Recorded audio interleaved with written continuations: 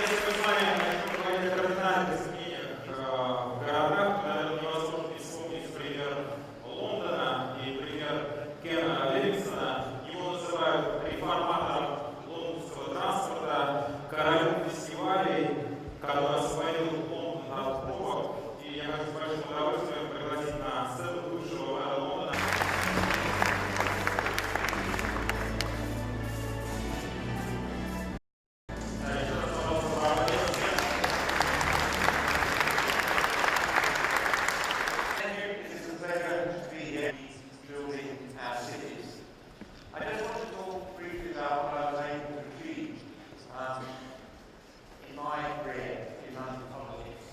Back in 1981, I became the leader of the Greater London Council, and at that stage, public transport was in decline.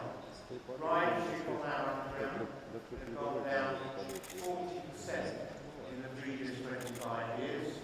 There was a growing use of cars, and therefore I cut the fares by 30%. And immediately, people started leaving their car home and using public transport. It had a huge impact. Unfortunately, in those days, our Prime Minister was Margaret Thatcher, and she thought increasing taxes in order to cut fares was the first step towards communism. She actually made a speech saying, "My plan was to impose on Britain a communist tyranny," and immediately our Supreme Court judges, who were deeply reactionary at that time, called cutting fares was a crime and illegal. And then Mrs. Thatcher abolished the Greater London Council. You look back on it now, it just seems bizarre. But what it meant was,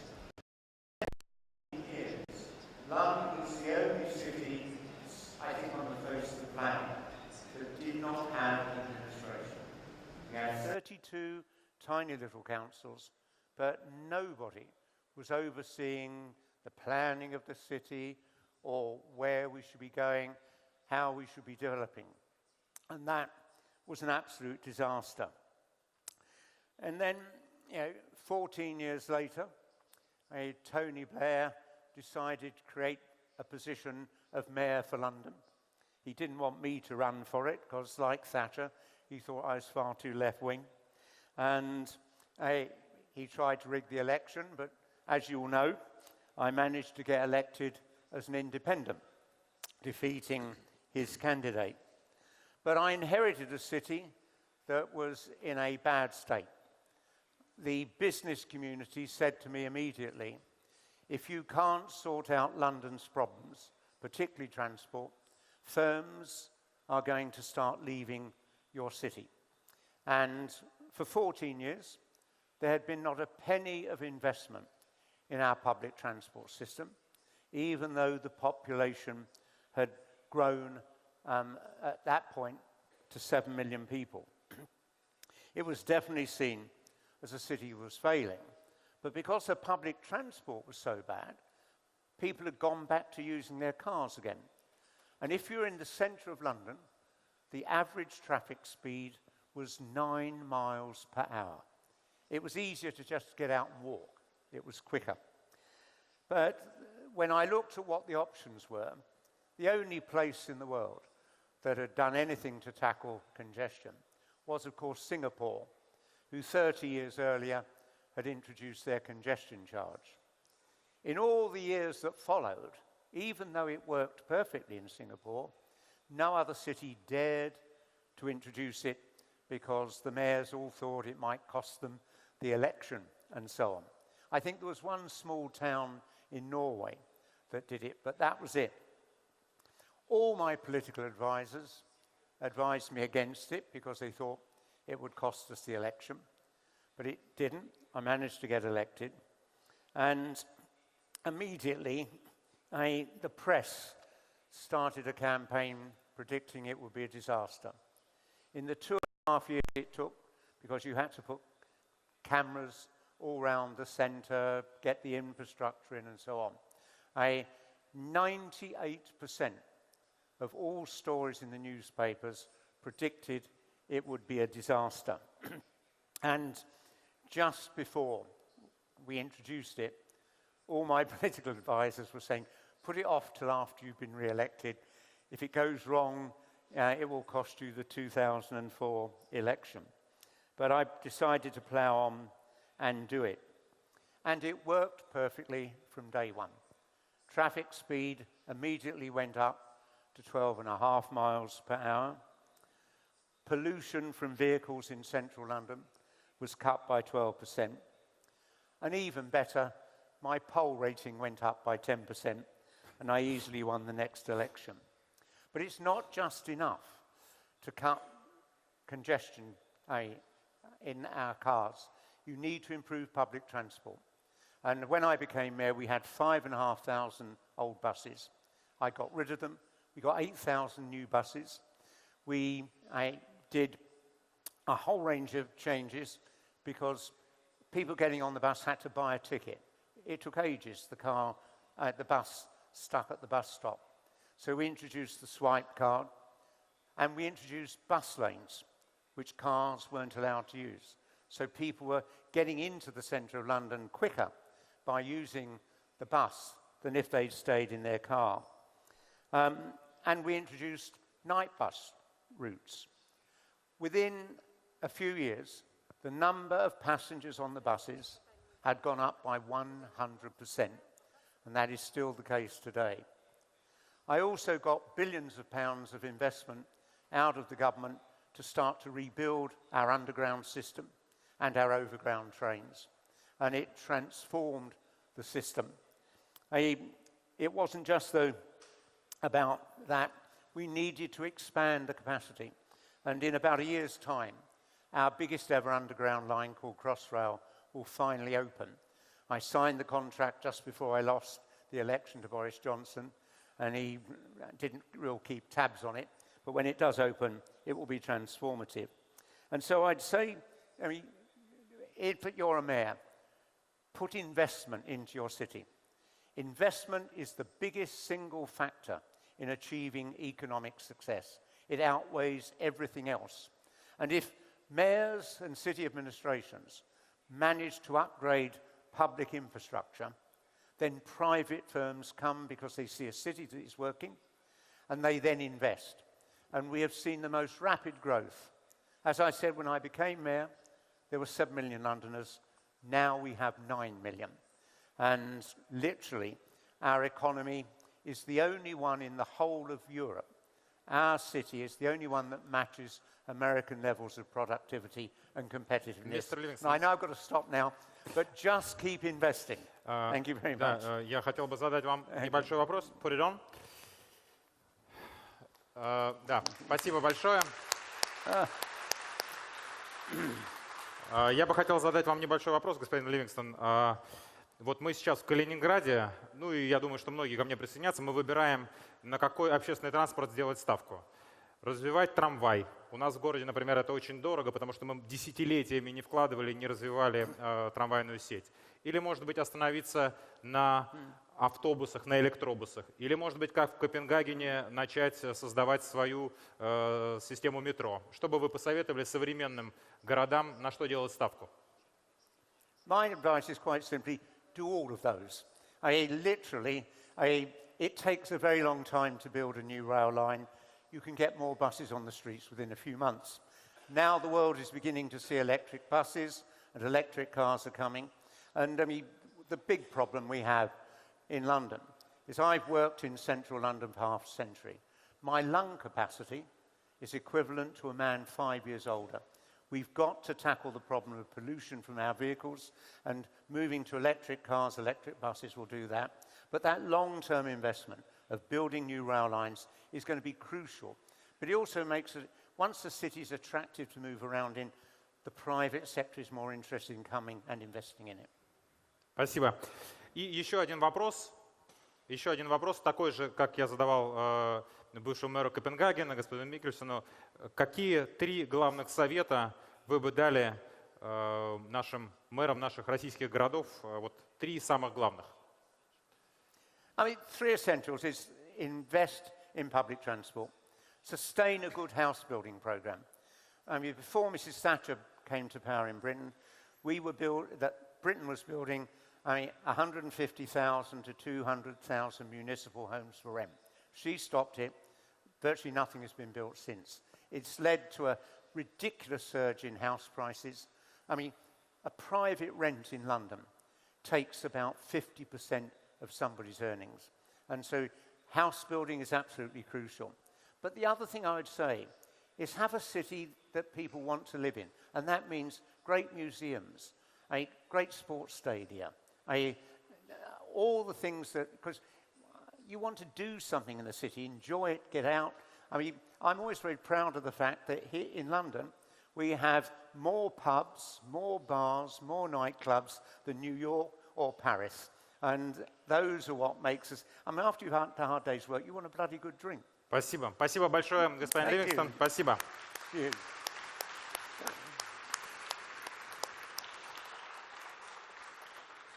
Да, спасибо.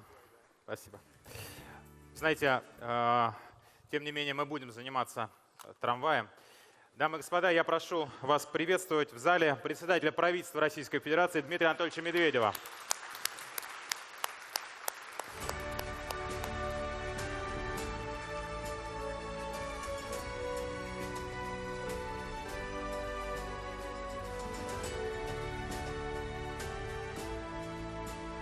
Добрый день, Дмитрий Анатольевич. Да, господа, пожалуйста, садитесь.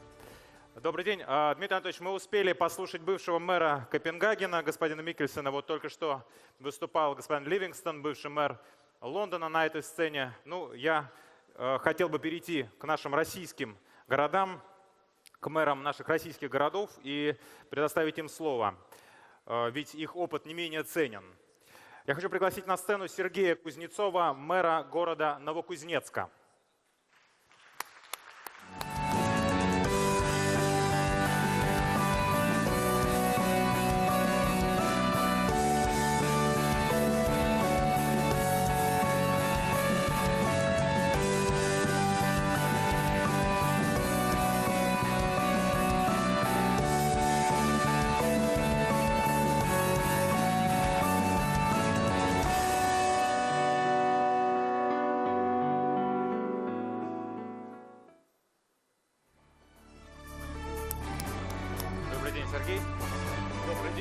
Сергей, скажите, вот Новокузнецк – это город угля, город металла. У этих отраслей были в том числе и тяжелые времена, 98 год, 2008 год.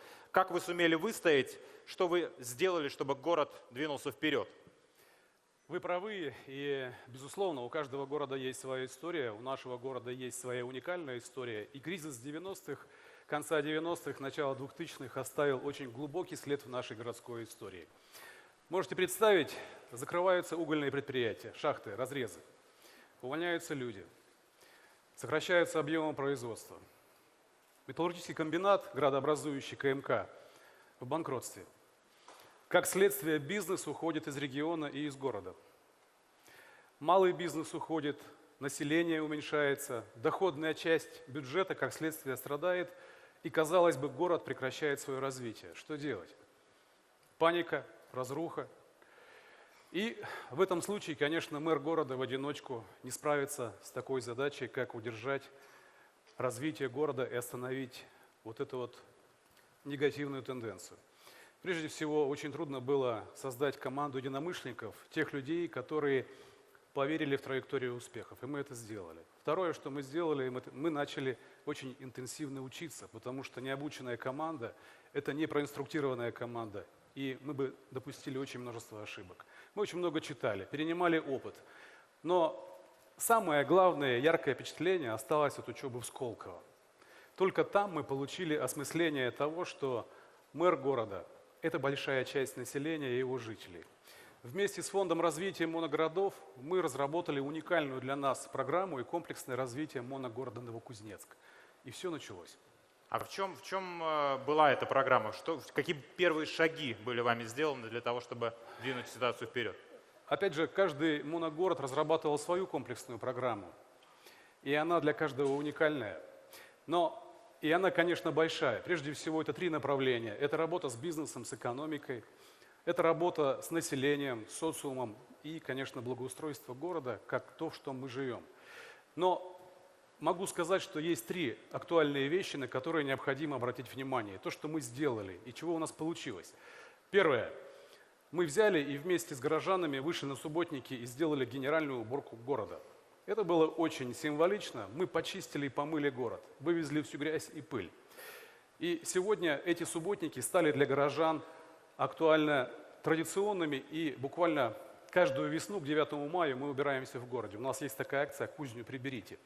Второе, что мы сделали? Мы собрали весь бизнес, который еще не уехал и, как говорится, не сбежал из города, не перерегистрировался в другом городе. И мы предложили ему все наше имущество муниципальное на льготной основе и все земли, которые бизнес может эксплуатировать и использовать.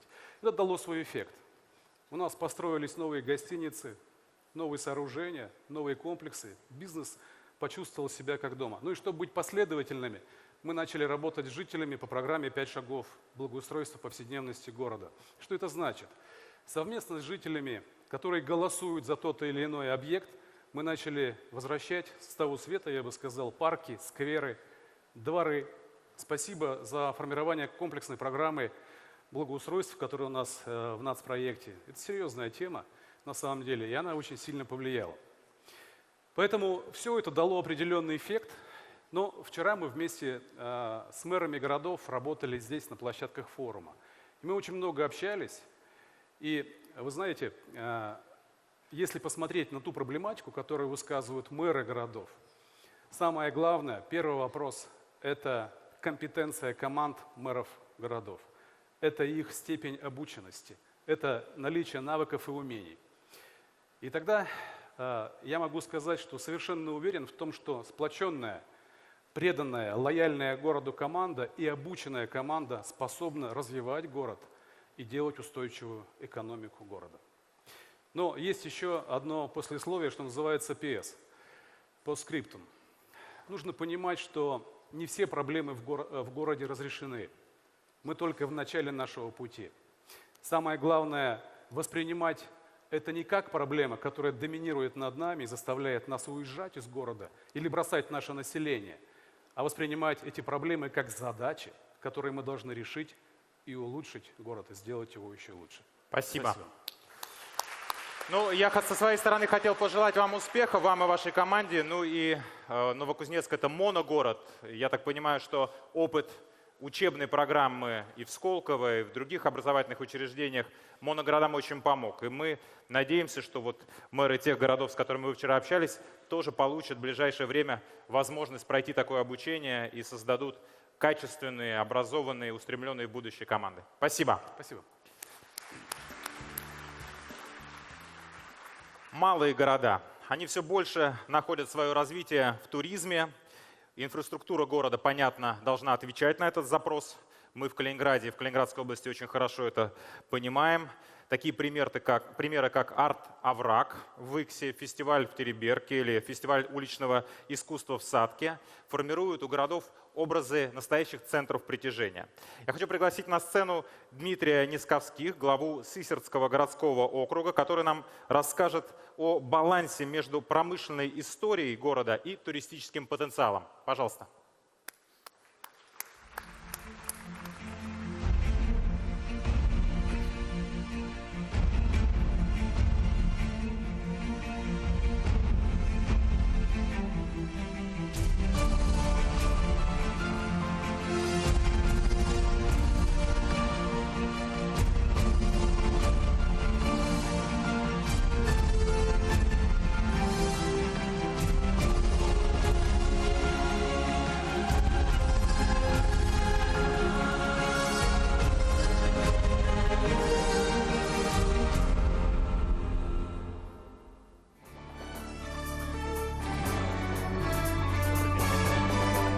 Уважаемые дамы и господа, рад всех приветствовать.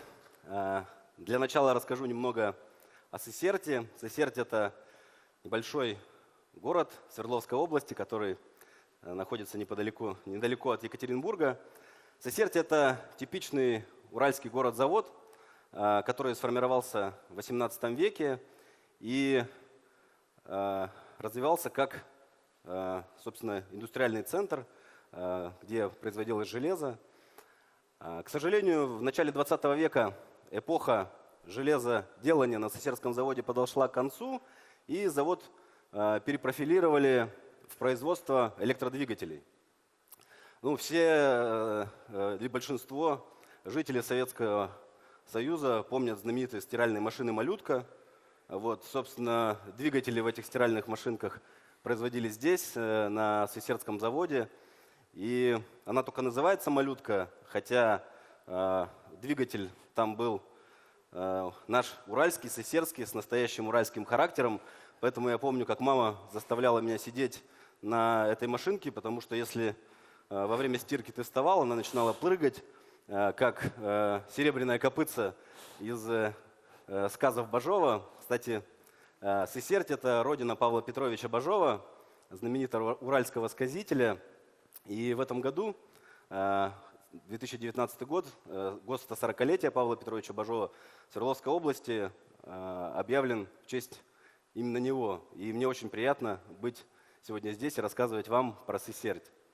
2 года назад я стал мэром этого прекрасного города, и помимо тех вопросов, которые сразу же приходилось решать на ходу, это вхождение в отопительный сезон, ЖКХ, различные вопросы, которые касаются благоустройства, вообще, в принципе, повседневной жизни, мне было интересно и очень важно найти какой-то важный смысл и интересную точку роста, вокруг которой можно было бы долгосрочно развивать экономику и социальную сферу. И мы проанализировали сильные стороны нашего города. Это богатый природный потенциал, потому что город стоит на границе с природным парком Бажовские места, который занимает более 60 тысяч гектар. Это, как ни странно, огромный потенциал кроется в промышленном наследии Урала. И, собственно, наш Сысердский завод стал самым важным элементом, над которым мы с нашей командой начали работать, формируя большой туристско-рекреационный кластер под названием «Большая Сысерть». Что дает нам туристско-рекреационный кластер? Нам, собственно, нужна была инфраструктура двойного назначения, которая бы позволила, благоустроив и создав услуги в наших небольших населенных пунктах, а Сысерть – это 38 населенных пунктов, 62 тысячи человек живет в Сысердском городском округе, в самом городе Сысерти 21 тысяча человек. И вот очень важно было найти вот этот механизм, который бы позволил запустить обновление, собственно, городской инфраструктуры. И, собственно, туристско-рекреационный кластер позволял делать эти вещи и позволяет это делать до сих пор. И мы нашли поддержку и в лице, собственно, горожан, нашли поддержку в лице наших властей Свердловской области, в лице губернатора и сформировали как раз концепцию развития на базе нашего главного сердца города, Сысердского завода, который, к сожалению, в 90-е годы прекратил свое существование. И, собственно, самое главное место в городе, сердце города, перестало биться. И на сегодняшний день вот, мы очень рассчитываем на то, что благодаря огромному потенциалу этого завода мы сможем его вновь запустить. Но откуда взять деньги и ресурсы для того, чтобы производить это изменение? Мы решили участвовать в проекте комплексного благоустройства малых городов и исторических поселений. С первого раза у нас не получилось, но это не вселило в нас какое-то разочарование. Мы, наоборот, еще больше стали думать над тем, как улучшить наш проект, что еще нужно горожанам. Делали максимальное количество опросов, проводили форсайт-сессии с молодежью. И благодаря, собственно, вот этому большому лагу мы познакомились с Евгением Волковым, который присутствует в этом зале. Это выпускник программы «Архитекторы РФ». Собственно, он со своей командой предложил провести в этом году ре-школу на территории Сысерти. И 15 молодых архитекторов России под руководством опытных тьюторов провели летний воркшоп на нашей территории. И я сегодня очень рад такой представительной аудитории представить то, что у нас получилось.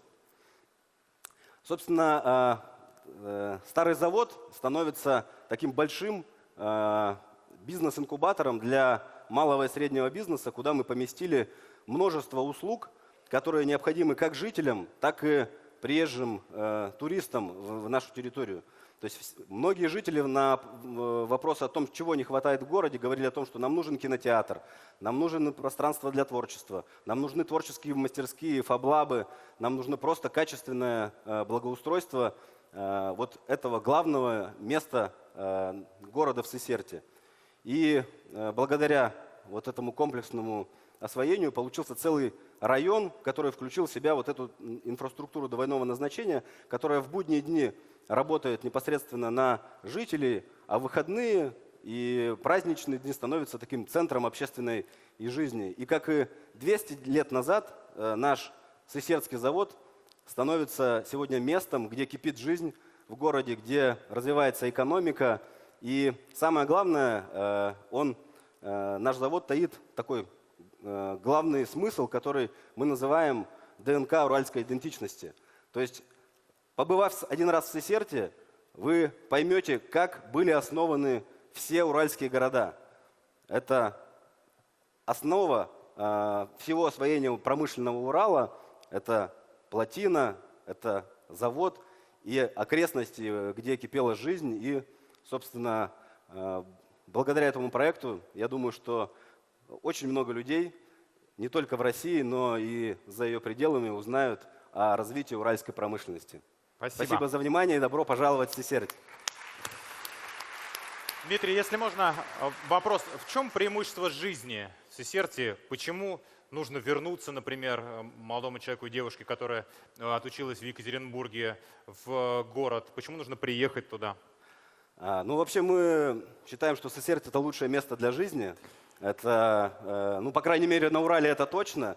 Ну, во-первых, там можно пить вообще воду из-под крана. У нас артезианские источники водоснабжения, и я сам лично вот в администрации подхожу просто к обычному крану, наливаю стакан воды и пью абсолютно спокойно.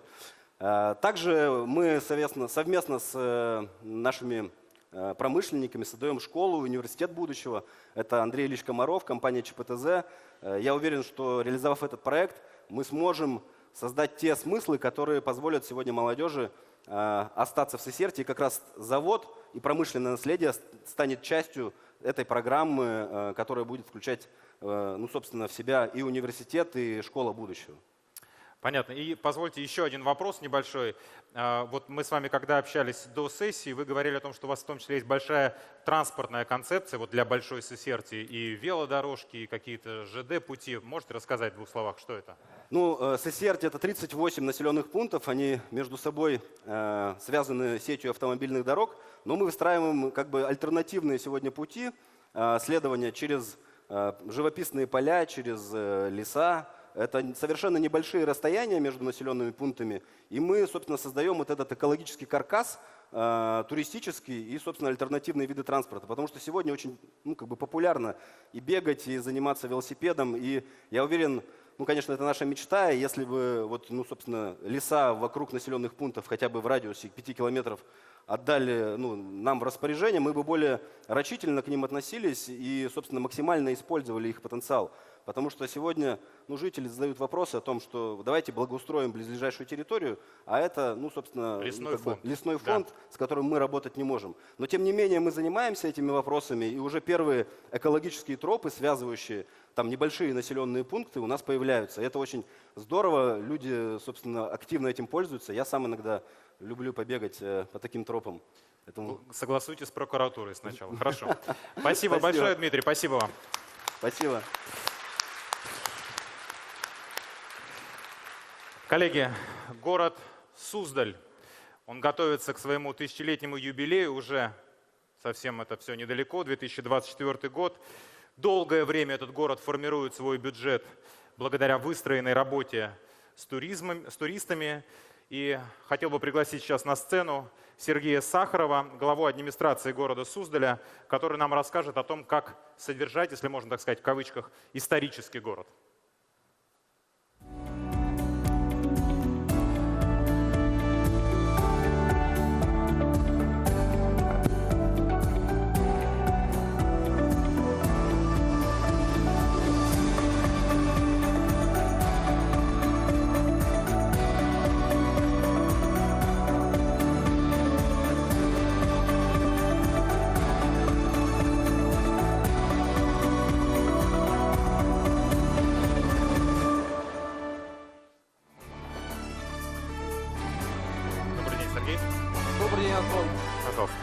Добрый день, уважаемые друзья, коллеги. Город Суздаль, город с тысячелетней историей. У нас проживает всего 10 тысяч человек, и нас посещает 1,5 миллиона туристов. Именно такое количество гостей посетило нас в прошлом году. И вы знаете, чем интересен город Суздаль? Безусловно, памятниками истории. Это 4 памятника ЮНЕСКО, 37 церквей, 18 колоколен, 307 памятников гражданской архитектуры. Но не только этим славен город Суздаль. На протяжении всего года мы устраиваем практически 60 различных событийных мероприятий туристических. И они привлекают туристов. И не только традиционные, как Новый год, Масленица, гусиные бои.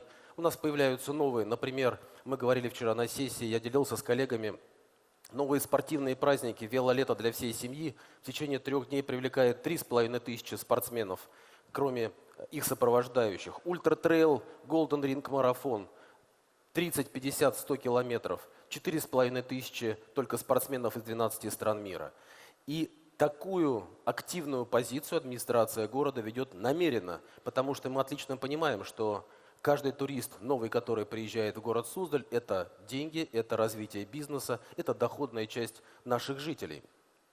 Но в то же время есть проблемы и с нашей инфраструктурой. Если говорить о жителях, мы с Антоном говорили вчера, что практически 2/3 населения трудоспособного города Суздаля работает в туристической сфере. У нас один из самых низких показателей в стране по безработице – 0,5%. Безусловно, большое количество туристов влияет на валовый продукт города Суздаля. И фактически 46%, его половина – это доходы от туристического бизнеса.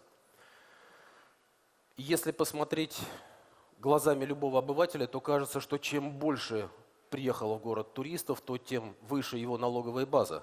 Но так ли это, давайте посмотрим. На самом деле, год от года наша налоговая база не растет, и это абсолютно понятно. Почему? Потому что наши доходы налогового бюджета ровно такие же, как и у любого другого муниципального образования, скажем, городского поселения. Налог на землю и налог на имущество физических лиц никак не зависит от туристического бизнеса. И лишь НДФЛ приносит нам доход от людей, которые участвуют в туристическом бизнесе. Но, к сожалению, мы располагаем всего лишь 10% этого налога. Если посмотреть на слайд, который назвал «Бюджетная ловушка», то на территории города Суздаля собирается почти 450 миллионов рублей налогов, и лишь 15% остается в бюджете города. Плюс небольшие неналоговые поступления, земля и аренда, минус все необходимые платежи, коммунальные, заработные платы бюджетников и уборка города остается на развитие всего 13 миллионов рублей на год. Но не подумайте, коллеги, никоим образом не унываем и не складываем руки. Каждый свободный бюджетный рубль мы стараемся приумножить через различные региональные и федеральные проекты. И это получается. Более того, в прошлом году мы стали победителями конкурса среди малых городов и исторических поселений и получили свою заветную премию в 50 миллионов рублей. Но город Суздаль, любое историческое поселение имеет огромное количество площадей, которые необходимо обустраивать. И эпизодические гранты, безусловно, нам помощники, но мы всегда ищем выход из положения в какой-то в постоянном решении вопросов нашего бюджетного не сложившегося процесса. И поэтому я возьму на себя смелость от глав исторических поселений сегодня здесь сделать несколько предложений, которые мы обсуждаем достаточно часто на наших семинарах и круглых столах. Ну, первое, меня очень порадовало вчера выступление Ирины Макеевой в отношении наших моногородов, и мы бы хотели пойти историческими поселениями по примеру моногородов. Это очень важно, когда наши исторические территории были бы похожи на территории моногородов, которые сегодня развиваются достаточно энергично. Второе. Все-таки, коллеги, смелое заявление – это туристический налог, о котором говорю 2 года. Не туристический сбор, который работает в 4 субъектах Российской Федерации, он начинает работать только со 2-й ночи. Поймите правильно, что в малых туристических городах мы не имеем роскоши иметь 2-ю, 3-ю, 4-ю и 10-ю туристическую ночь. Поэтому предложение пусть будет смелое, но остается. Также налог на доходы физических лиц. Я абсолютно четко понимаю, как и любой сидящий в зале, что это субъектовый налог. Но для того, чтобы увеличить отчисления для исторических поселений, необходимо сделать поправки в бюджетный кодекс, дабы дать субъектам Российской Федерации самостоятельно распоряжаться им в отношении, например, исторических поселений. Кстати, может быть и моногородов. Следующая история. Все-таки жители, я сказал, 307 памятников гражданской архитектуры, в основе своей это частные дома. Чтобы их восстановить, реставрировать, необходимо возобновить 14-ю строчку 73-го закона, дабы они получили заветную компенсацию за реставрацию. Ну и музеи. Наши музеи, находящиеся на территории наших городов, они освобождены от налога на землю, об этом мы также говорили и 2, и 3 года назад. Они получают доходы от туристов, но, к сожалению, не делятся с городом. Тут простое решение – либо освободить их от этой льготы, либо, соответственно, скомпенсировать нам затраты, вернее, доходы, которые мы недополучаем по этому земельному налогу. Что это даст как городу Суздалю, так и любому историческому поселению? Безусловно, новое динамичное развитие наших городов. Этот комплекс. На примере города Суздаля я посчитал, что наш налоговый бюджет из 67 миллионов рублей может легко дотянуть до планки 200 миллионов рублей. И гораздо быстрее пойдут процессы, связанные с реставрацией, с благоустройством дорог, парков, скверов, социальных объектов. И тогда город Суздаль, как и любые другие города, могут достойно встречать свои великие юбилеи. Спасибо. Спасибо большое. Сергей, ну я хочу вам сказать, что мы чуть-чуть выше, вот Калининградская область, чуть-чуть выше Суздаля по объему туристов, да, по количеству туристов, которые приезжают. И вы обошли нас даже по уровню безработицы, вы еще ниже, чем мы. Мы думали, у нас все хорошо, а оказывается, есть город Суздаль, всего 10 тысяч человек и 1,5 миллиона туристов. Да, это, Антон, конечно, только у нас с вами география разная. У вас наверняка немцы и поляки, а у нас китайцы, Нет, москвичи у нас, и несмотря на электронную визу, ивановцы. наши люди со всей страны. Но на самом деле вопрос такой специфический именно для города, который принимает такое большое количество туристов ежегодно. Как вы находите баланс? Нет какого-то негатива от жителей? Мы говорили, что да, 2/3 работает в сфере туризма, но нет ли здесь какого-то конфликта подспудного между условно вот местными людьми и теми, кто приезжает? Не становится дискомфортно в городе? Антон, абсолютно в точку. Тогда, когда город готовится к 60 мероприятиям в течение года, безусловно, это лишняя нагрузка на нашу инфраструктуру, нашу коммунальные службы. И порой в пиковые периоды возникает косоглазие. Куда бежать в первую очередь? По заявке своего родного жителя или готовить город к какому-то очередному празднику? Да, безусловно. Вот те меры, которые мы предложили от исторических поселений, они, естественно, и раскрепостят нашу финансовую достаточность и не будут служить камнем преткновения между интересами жителей города и наших гостей. А в принципе одинаковые абсолютно требования и у жителей, и у гостей. Они хотят ходить по гладким, чистым дорогам, они хотят пользоваться исправной коммунальной структурой и просто наслаждаться красивым городом с его великолепными памятниками. Ну и маленький комментарий. Вот у нас было совещание перед первой сессией, ввели это совещание Максим Станиславович и Владимир Владимирович Якушев. Был пример замечательный, как мне показалось, в Новгородской области, когда от упрощенной системы налогообложения регион постепенно увеличивает отчисления в сторону муниципалитетов. И, может быть, это стало бы выходом из этой бюджетной ловушки и дало бы муниципалитетам большую свободу. Но это, я думаю, вопрос такой дискуссионный, вопрос, который нам надо будет проработать. В любом случае, спасибо вам за ваше предложение, Сергей. Спасибо вам большое. Спасибо, Антон. До встречи, коллеги.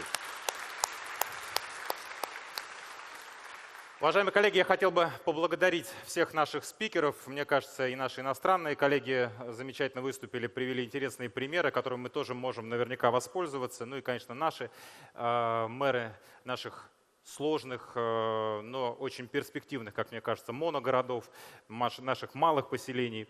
Вообще форум «Среда для жизни» он стартовал вчера. У нас больше 500 участников из 68 регионов страны. Форум проходит уже в 4-й раз. В первый раз он проходил в Татарстане, в Иннополисе, потом был Саратов, потом Калининград в прошлом году, за что мы очень благодарны тоже и министерству, и правительству, Дом РФ. Это замечательная точка отсчета, новая точка отсчета для всех горожан, для всех тех, кто неравнодушен к развитию места, в котором они живут. Вчера в здании филармонии прошли дни лидеров муниципального управления. Как я уже говорил, в этом дне приняли участие 53 мэра из 60, в том числе моногородов. Участники обсудили насущные проблемы российских городов и пути их решения, обменялись опытом в части реализации различных программ федеральных инициатив по развитию моногородов. Сегодня мы с вами на первой сессии успели поговорить о стандарте комплексного развития территории, мастер-планах, дизайн-коде и рассказали о примерах, как это успешно уже внедряется в наших российских городах. И, конечно, очень важно, на мой взгляд, то, что в нашем диалоге принимают участие первые лица государства. Для меня большая честь пригласить на сцену председателя правительства Российской Федерации Дмитрия Анатольевича Медведева.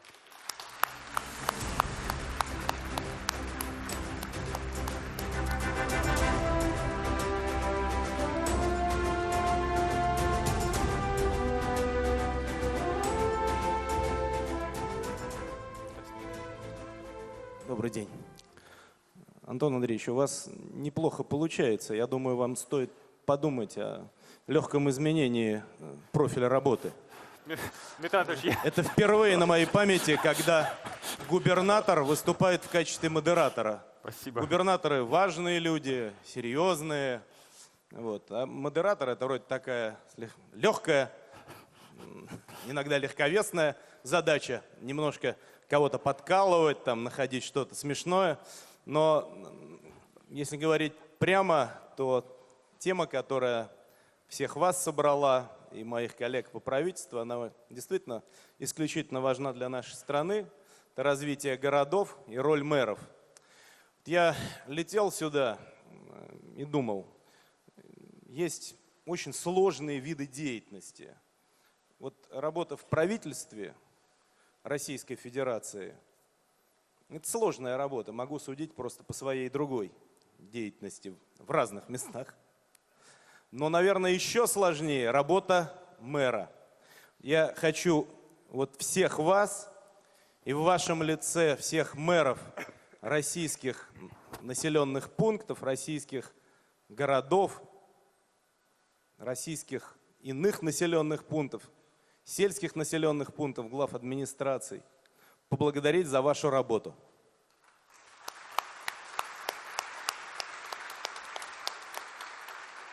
Сложная по вполне понятным причинам. Ближе к проблемам людей нет никого. И, собственно, эти проблемы сразу же выгружаются на вас, на вашу команду, видят все ваши просчеты, все ваши ошибки, а благодарят за какие-то достижения гораздо реже. Тем не менее, это действительно очень важная работа, и считаю, что мы все должны делать эту работу совместно самым качественным образом.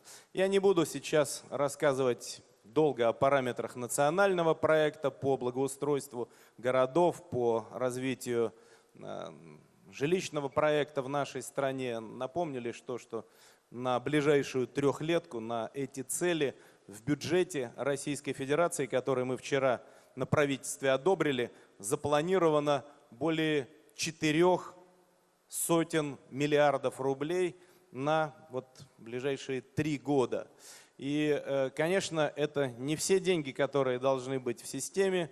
Есть еще и региональные, и муниципальные средства, которые должны работать и приносить свою отдачу. В то же время для поощрения той активности, которая идет непосредственно в муниципалитетах, которая идет непосредственно под контролем мэров, мы запланировали, вы тоже знаете, специальные премиальные средства, которые будут распределяться на грантовой основе.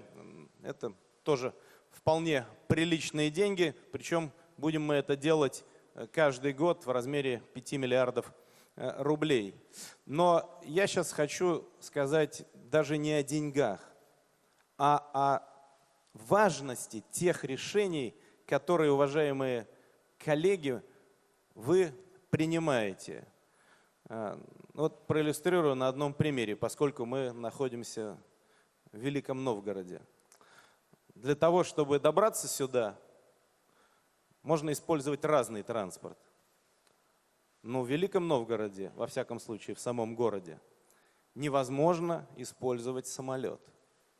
И это не потому, что здесь нет аэропорта. Он здесь был. Но в 90-е годы было принято решение ликвидировать аэропорт, соответственно, застроив взлетно-посадочную полосу коттеджным поселком.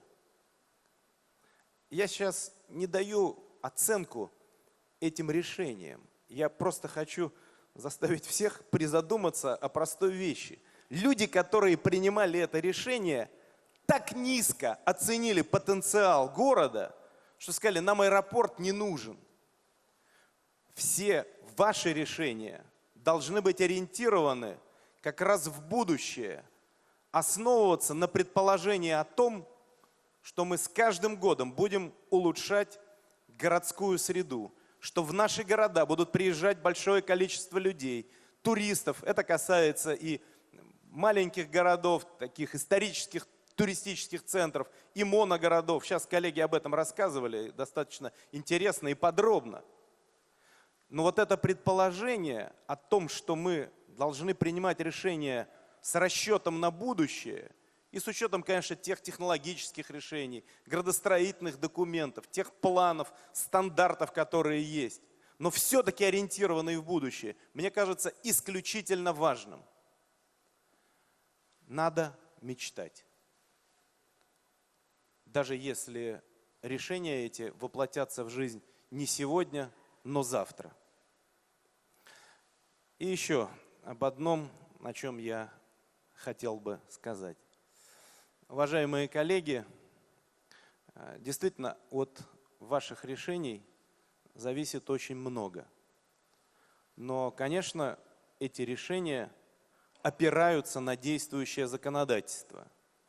Вот здесь наш коллега, который представляет Суздаль, сделал несколько предложений, которые, я думаю, в значительной степени понравились мэрам и не очень понравились губернаторам. Не очень, Дмитрий Анатольевич. Да, ну вот уже даже поэтому модераторам надо было поставить губернатора. О чем это говорит? Это интересные предложения. И можете не сомневаться, мои коллеги, вот присутствующие здесь в зале, коллеги-министры, обязательно проанализируют и те меры, которые вами предлагаются по увеличению бюджетной достаточности, обеспеченности муниципалитетов с учетом профиля городского образования. Но действовать здесь нам нужно сообща и исходить из предположения, что мы должны за счет наших финансовых ресурсов обеспечить решение вопросов в масштабах всей страны. А страна у нас с вами великая. И не просто великая. Мы в Великом Новгороде, а страна, у которой очень масштабная история. Я напомню, что завтра здесь, в Великом Новгороде, будет отмечаться особая дата, особая для всей нашей страны.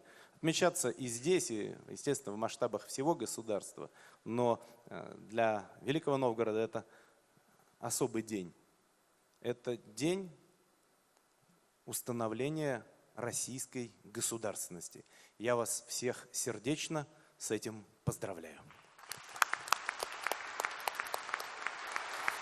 Дмитрий Анатольевич, вы начали так свою речь. Можно попросить вот в завершении всей нашей сессии вернуться к основным обязанностям? Вам? Да. Возвращайтесь, Спасибо. пока вы не совсем увлеклись. Спасибо, Дмитрий Анатольевич. И все остальные Спасибо. возвращайтесь. Спасибо вам большое. Спасибо.